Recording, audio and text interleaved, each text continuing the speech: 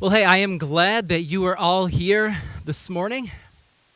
This is our second week of the first series of 2023 called Resolutions.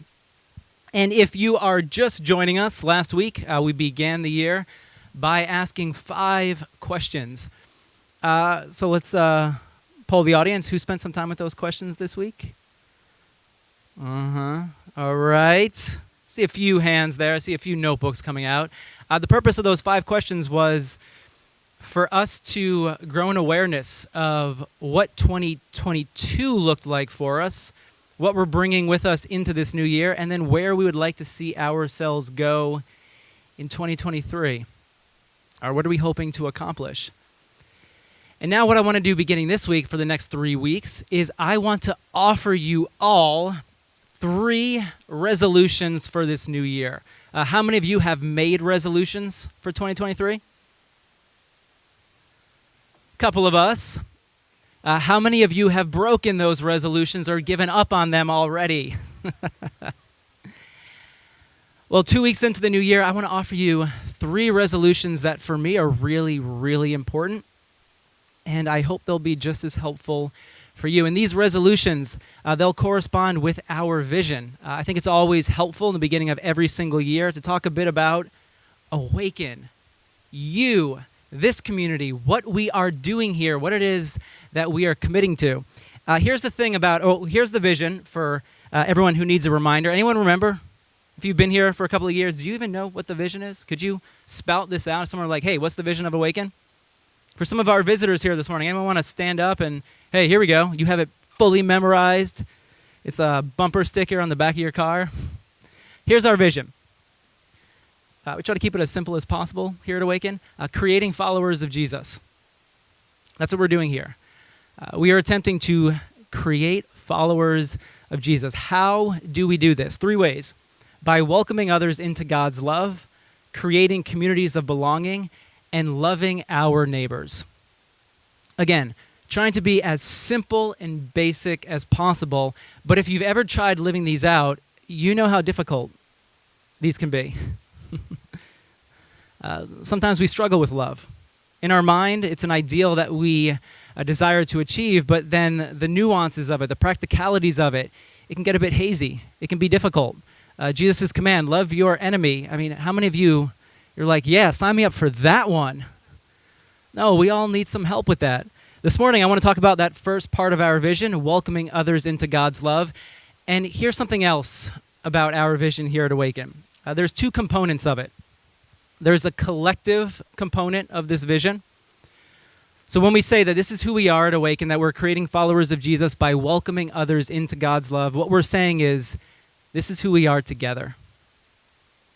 This is the type of community that we are. As a whole, all of us combined, every single time that we gather together, we're saying that what we are doing here is we're welcoming others into God's love. Every single person, whenever you walk through that door, whether you've been here for years, if this is your first Sunday, the feel that we want is that you would feel as if you're walking into a place of love. Whenever you're interacting with this community, we desire to be a place where you feel the tangible expression of God's love to you. What we're also doing is, when we talk about our vision here, we're recommitting ourselves. I mentioned membership a little bit earlier. The reason why I decided to renew membership every single year is because I think it's really, really important to make intentional decisions about what you're signing up for. Maybe you've been a part of a church before. I've seen this happen before.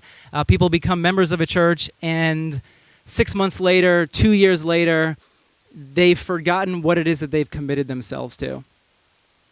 Or sometimes you sign up to be a member of a church, and then you leave that church, but you're technically still a member of another church. And so what I wanted to do was every single year wipe the slate clean, and then for us to ask the question, is this the group that is helping me in my pursuit of following Jesus? Is this the group, the church, the community, whose vision I truly believe in? That's why I want to talk about the vision again. Can we recommit ourselves to being a people of love? to being a people who welcome others into God's love, each other, and then who welcome every single person who comes through that door, and that everyone feels in a tangible way the love of God. And so my hope is that there will be a resounding yes. Sign me up for another year. I'm ready for another go-around. But then there's also a personal component to our vision as well. It's the practical piece of it. What does it mean for you individually? We can talk about it for us as a whole, as a church, but what does it mean for you? So when we talk about love, how can you be a greater person of love this year?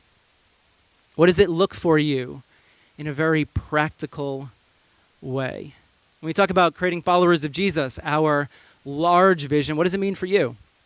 How are you individually being formed in this Jesus life, in this way of Jesus? So this morning, I want to talk about the collective, but I also want to talk about the personal, what it means for us, but what it means for you in your everyday lives. Because if we don't talk about that, what's the point?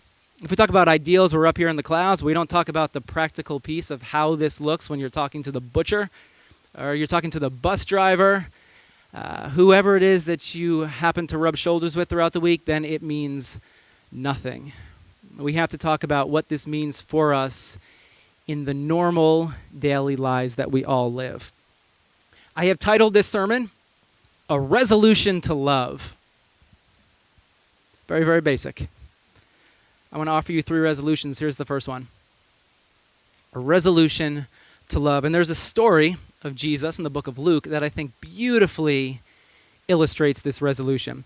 We find ourselves this morning, Luke chapter 5, verse 27. And I had forgotten about this story. I came across it a little while ago, and I was just struck by this story in all new ways. It did something to me. I saw something that I hadn't seen before, and that's what I want to share with you this morning. We begin. After this, Jesus had just healed a paralyzed man. This is the story of where there's a man who was paralyzed, and his friends were trying to get him to Jesus because they heard about Jesus as a healer. There were too many in the crowds. They couldn't push through the crowds, so they opened up the roof, and they lowered the man down, and Jesus healed this paralyzed man. So after this had happened, and come on, think about it. If this were to happen down the street from you, there'd be a buzz, would there not? You'd probably hear about this somewhere. Someone would be tweeting about it. It'd be in the newspaper. It'd be all over town. Probably would be picked up by the national news, maybe the global news as well. So there's a buzz about Jesus. There's something going like, oh my goodness, did you hear what Jesus just did? So after all this had happened, Jesus went out and he saw a tax collector by the name of Levi, otherwise known as Matthew. Maybe you've heard of Matthew before. He's got one of the Gospels that we have in our Bibles. Here his name is Levi. Luke refers to him as this. And he's sitting at his tax booth. He's minding his own business. He's doing his thing. And here's Jesus. He walks up to him and he says, "Follow me." Very simple. 2 words. Hey. Well, that's 3 words, I guess. Hey, follow me. Maybe it's hey, follow me. Or maybe it's just he looks at him and he says, "Follow me." Now, if someone were to walk up to you when you're sitting at work and just says, "Follow me," you're going to be like, who's this? But remember, there's a buzz about Jesus. Word is going around about who he is and what he's done. And what's Levi's response? He got up. He left everything and he followed Jesus. Then Levi held a great banquet for Jesus at his house. He threw a party at his house for Jesus. And a large crowd of tax collectors and others were eating with them. But the Pharisees and the teachers of the law who belonged to their sect complained to his disciples, "Why do you eat and drink with tax collectors and sinners? Why are you hanging out with this crowd?" To which Jesus replied, "It is not the healthy who need a doctor, but the sick. I have not come to call the righteous, but sinners to repentance." Now in this story, I want to look at 3 movements. We have the initial call, that "follow me." Then there's the party, the banquet at Levi's house. And then there's the grumbling and complaining part. Let's start with the first movement. Follow me. We mentioned that Levi was at his place of employment. Think about what you do Monday through Friday. Maybe you work on the weekends. Imagine that you are at your place of employment, doing your thing. All of a sudden, Jesus comes up, follow me. Now, Levi, he's not the most favorable character in the story. When you read about tax collectors, they're kind of like the enemy. They would have been considered greedy, dishonest. Tax collectors, they were working for the Roman Empire. So in other words, they were working for your enemy. Rome was the foreign empire in charge of Israel at this time. And so a tax collector's job was to go around to the people and make sure that they were paying their taxes to Rome. And Rome had imposed a heavy, heavy financial burden upon the Israelites, upon the Jewish people. A heavy burden. So imagine you're having trouble paying your bills, and now all of a sudden Levi shows up at your house, or his tax booth is right there at the end of your street, and you're reminded every single day of the people who are coming and taking your money out of your pockets and making it extremely difficult to just keep the lights on or put food on the table. What are you going to think about when you come across Levi, a tax collector? It's not a good guy. Also, tax collectors, they often would have skimmed from the top. They would have taken some for themselves as well. So let's say Debbie pays $100 for taxes. Maybe Levi would have given $95 to the Roman Empire and kept $5 for himself. Imagine if I was a tax collector and I took all the taxes from all of you, but I kept $5 from each of you for myself. Now you're struggling to pay the bills, but think about me as a tax collector. I'm living the good life. And you are reminded of that every single time you see Levi sitting at his tax booth. So you have to understand, if as soon as he is introduced in the story, if you're a good Jewish man or woman and you're reading this, you're like, ooh, why is Jesus talking to him? Here's a way. Now, all right, I have kids. I have really young kids. We watch a lot of Disney movies. So here's the best way I could find to describe or to illustrate who Levi might have been. Do we know who this is? You know the movie Robin Hood? Thank you, Adam. This is the Sheriff of Nottingham. We recently watched this movie. He is a really, really bad guy. No one likes him. He went around house to house stealing money from people in order to pay their taxes. This is how Levi would have been viewed. Greedy, out for his personal gain, not someone to be trusted, yet Jesus walks up and he says, follow me.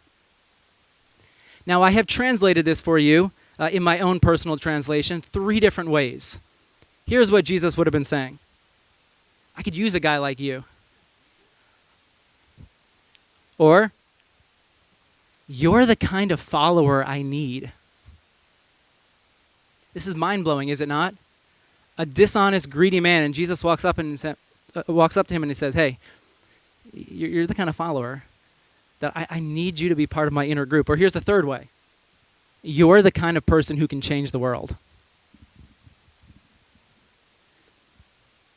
You're in the 1st century, Jewish man or woman, this is not what you're thinking when you read this story. You're like, all right, Jesus totally saw wrong with this guy. Totally misread the situation here. And yet here's what Jesus walks up to him and says. He's like, I want you. You're going to change the world. Now here's the question. What has Levi done to prove his worth as one of the 12 disciples of Jesus at this point? Here's the answer.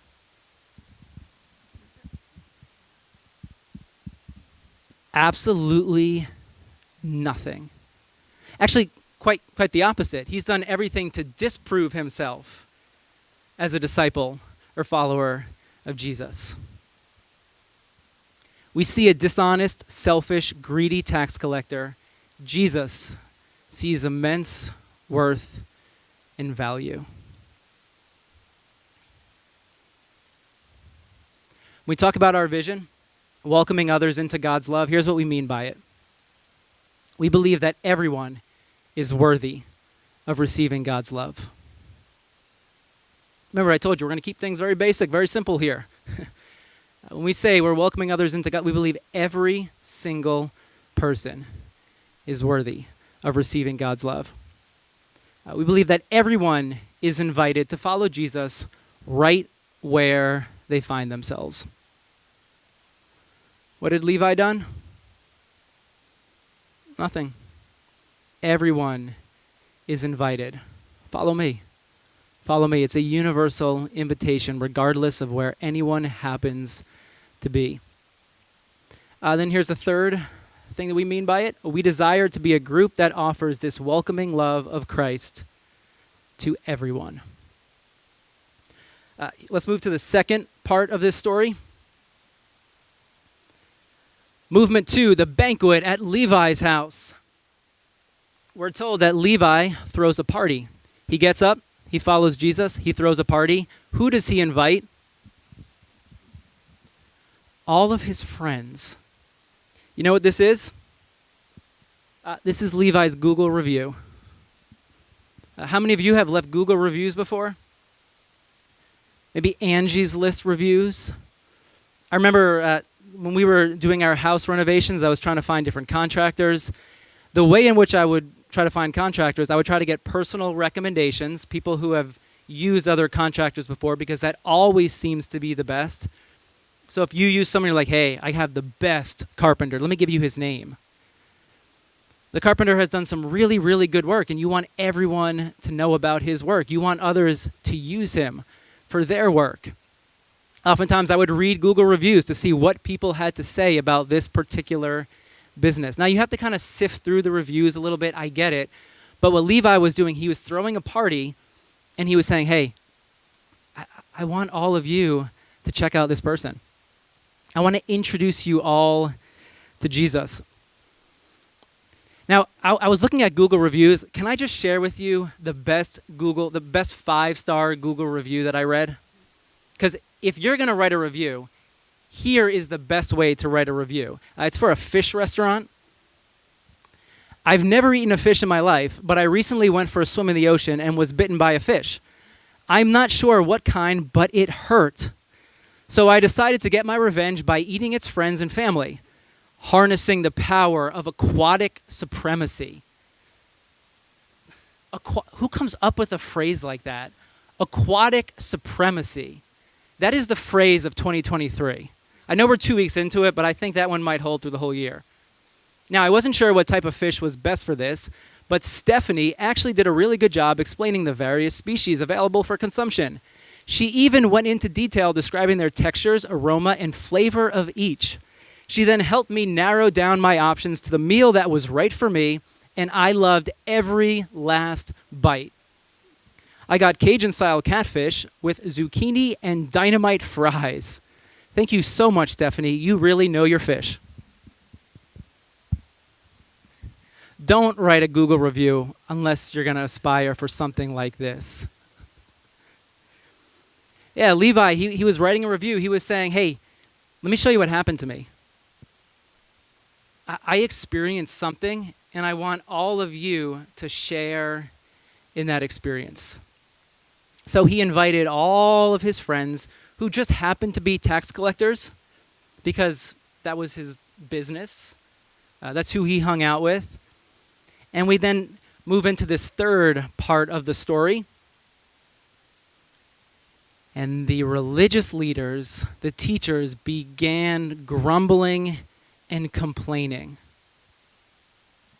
What's he doing? Hanging out with this crowd? I mean, it was bad enough that he brought Levi in to his inner circle. It was bad enough that he told Levi, follow me, but now there's more of them? He's inviting more of this group, these types of people into this community, this group that, like, he can't do this. This is against the law. This is against how God works. This is unrighteous. Who does Jesus think that he is? What we see here is the opposite reaction that Levi had to Jesus. Levi, he had an open heart. He wanted others to come to the table, to experience the love and the grace. This invitation that he accepted, he wanted others to step into that invitation as well. But then you have the opposite response. You have the religious leaders, and their hearts, instead of being opened, they were closed. There's no more room at this table.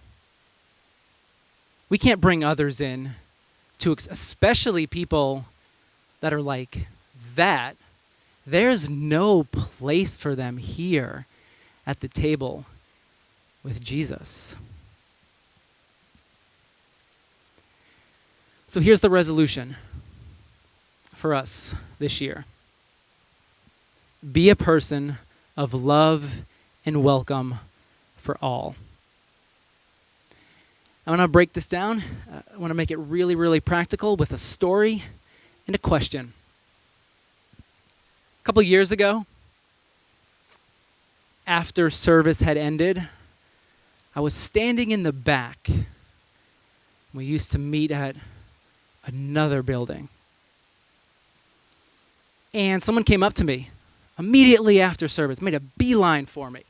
They said, "Hey, can I talk to you?" "Sure, of course."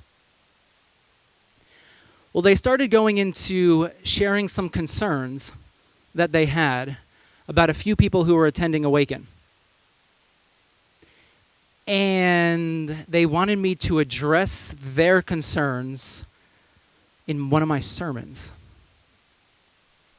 And I said, "I'm not going to do that." Oh. No. And then I told them, I said, as soon as we start excluding one person from this community, we're no longer a church.